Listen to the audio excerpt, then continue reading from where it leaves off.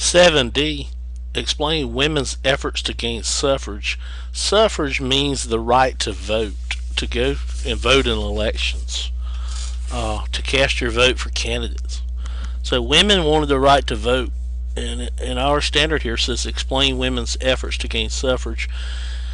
And there's that semicolon again. And then here's our clue after include Elizabeth Cady Stanton. So Elizabeth Cady Stanton is going to be a very important person for the EOCT in U.S. history. And the Seneca Falls Conference or Convention that was held in New York. So we're going to look at those two things in women's movement to get suffrage. So the focus here in this standard 7D is women's suffrage movement, or the women's movement to gain the right to vote. So we have some elements here: women's suffrage, political and social interactions. Elizabeth Cady Stanton is going to be a female leader, or a woman's leader in our country, leader of social and political movements or reform and interactions. Seneca Falls Conference is going to be a social and political interaction. So this is Elizabeth Cady Stanton here. She is going to be a women's rights activist. She's going to push for women's right to vote, suffrage, women's suffrage movement. She's going to lead this movement along with Lucretia Mott. Lucretia Mott's not on our standards. Elizabeth Cady Stanton is. She's going to Elizabeth Cady Stanton here is going to organize the Seneca Falls Conference, where women are going to win the right to vote. In this group are going to agree that women should have the right to vote. Although women don't get the right to vote until 1920. This is a meeting in 1848, July 19th and 20, in Seneca Falls, New York. They come together. William Lloyd Garrison was there. Frederick Douglass was there. Elizabeth Cady Stanton, a few others were there, and they're going to meet in Seneca Falls Convention. If you want to look at that on a map, you can go to Google. Let's see, go to Google and let's see. Look up Google Maps. Look for western New York over near the Great Lakes, near Buffalo and Rochester here, and you'll see a little town called Seneca Falls. There's Seneca Falls there in New York, and that's where the Seneca Falls Conference or Convention took place in western New York. Okay. All right, so that happens in July 19th and 20th, 1848. Suffrage, the definition, means the right to vote. And when we study U.S. history, we're going to talk about African American male suffrage, the right for African American males to vote. That's going to be the 15th Amendment after the Civil War.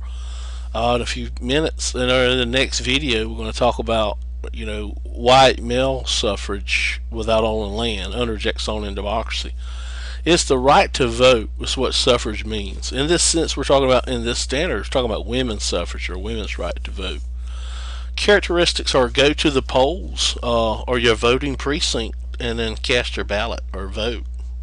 You're allowed to vote for candidates for office, whether it be mayor, city council members, or state representatives or state senators, or whether it's national elections. So examples of suffrage are African American suffrage, male suffrage. After with the 15th Amendment, black men get the right to vote after the Civil War. It's going to be a little bit more complex and complicated than that, but we'll talk about it when we get there. But Jacksonian democracy, people that do not, white men who do not own land, get a chance to vote without, even though they don't have property. So property or land requirements are going to be dropped.